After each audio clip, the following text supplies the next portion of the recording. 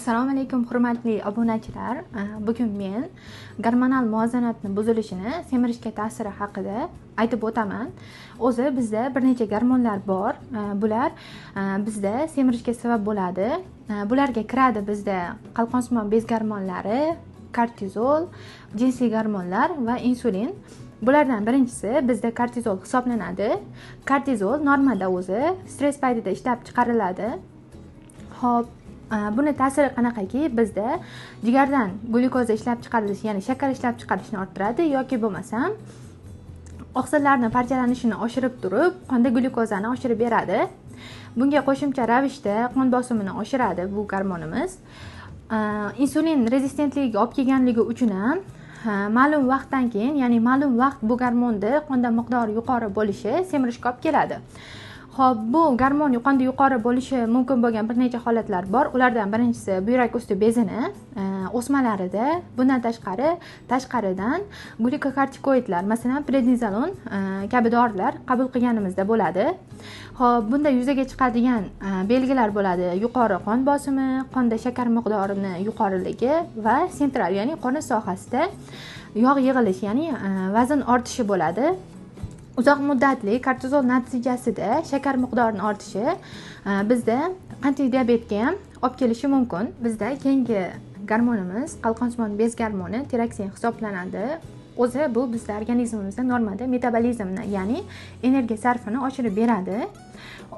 Lekin bu gormonimiz bizda dastlab inaktiv, ya'ni aktiv bo'lmagan formada ishlab chiqarilib turib, jigarda aktiv formaga o'tadi. Shuning uchun ham bizda normal miqdori bu gormonni jigarda surunkali kechadigan kasalliklar, masalan, surunkali gepatit yoki bo'lmasam jigar sirrozi kabi kasalliklarda miqdori pasayadi. Yoki bo'lmasam bizda qalqonsimon, ya'ni buqoq bezini o'zini faoliyatini pasaytiruvchi kasalliklar, masalan, avtoimmun kasalliklarda yoki bo'lmasam yod yetishmovchilikda ham faoliyati pasayishi mumkin. Buni natijasida bo'ladigan bo'lsa, bizda energiya sarfi kamayadi. Ya'ni barcha biz qabul qilayotgan oziq moddalarimiz sarflanmasdan ular yog' sifatida biz organizmimizda to'planib turib semirishga sabab bo'ladi.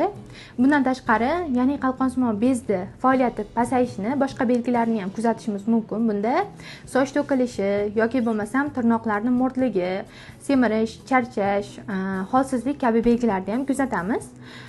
Endi bizda keyingi gormonimiz bo'ladigan bo'lsa, bu jinsiy gormonlar, ya'ni estrogen va testosteron hisoblanadi. Bularning ham miqdori o'zgarishi bizda vazn yig'ishga sabab bo'ladi. Birinchisi estrogen bo'ladi. Bu normada bizda ayollarda tuxumdon va buyrak usti bezlarida ishlab chiqariladi. Estrogen miqdorining ham ortishi, ham pasayishi bizda ayollarda vazn ortishi, ya'ni semirishga olib kelishi mumkin. Xo'p, masalan, estrogen ortishi bo'lishi mumkin. Estrogen miqdori asosan homilador ayollarda yoki bo'lmasam gormonal terapiya orqali estrogen qabul qilgan ayollarda ortishi kuzatiladi. Buni natijasida ayollarda asosan pastki sohalar, son kabi sohalarda vazn yig'ishga, ya'ni semirishga olib keladi. Endi estrogen miqdorini pasayishi ham o'z navbatida semirishga olib keladi. Estrogen miqdorining kamayishi asosan menopavzdagi ayollarda kuzatiladi. O'zi normada estrogen butun tana bo'ylab yog'larni taqsimotini ta'minlab beradi, ya'ni to'g'ri taqsimlanishini.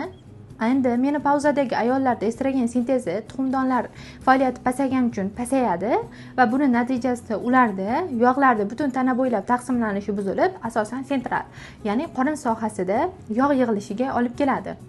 Lekin bunday ayollarda gormonal terapiya o'tkazish, ya'ni estrogen bor vositalarni qabul qilish tavsiya etilmaydi, chunki bu tuxumdon yoki bo'lmasam bachadon o'smalarini chaqirib qo'yishi mumkin.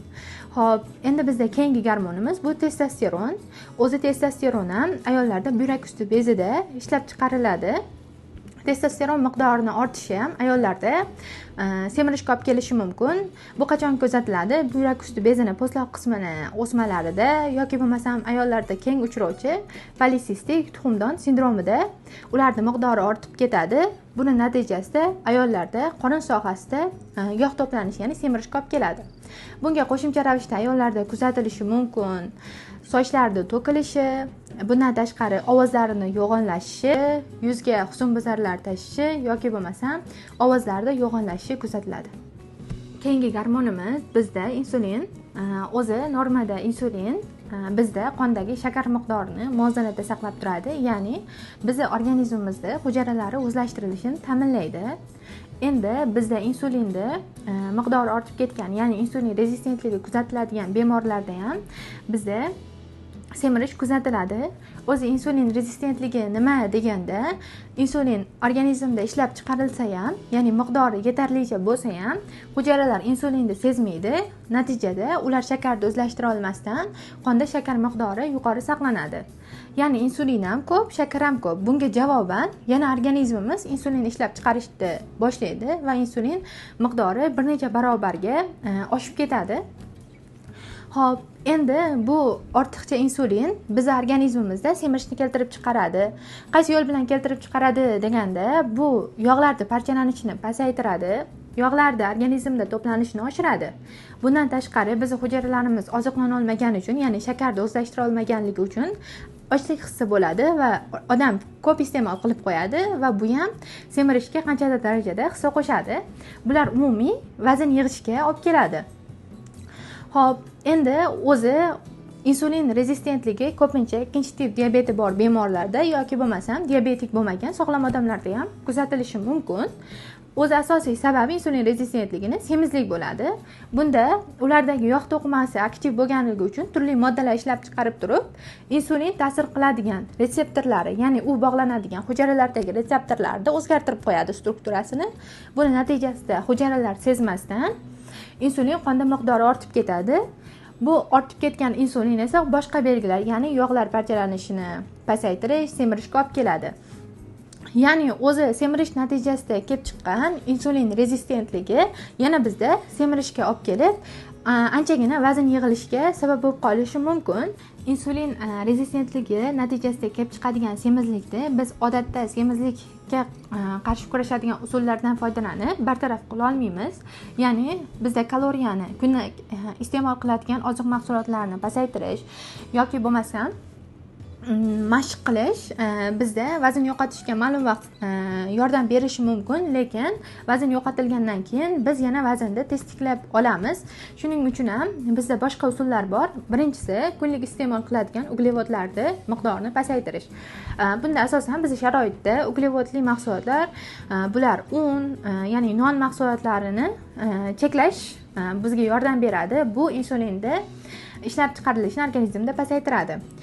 Endi bizda ikkinchi usuli bo'ladigan bo'lsa, bu kunlik iste'mol qiladigan ovqatlar sonini pasaytirish. Masalan, normada birorta odam 3-4 marta ovqatlanadigan va bularning orasida ham yana qisqa yengil ovqatlar iste'mol qiladigan bo'lsa, shu yengil ovqatlarni butunlay to'xtatish va kunlik ovqatlanadigan 2-3 sonini 2 soniga tushirish tavsiya qilinadi.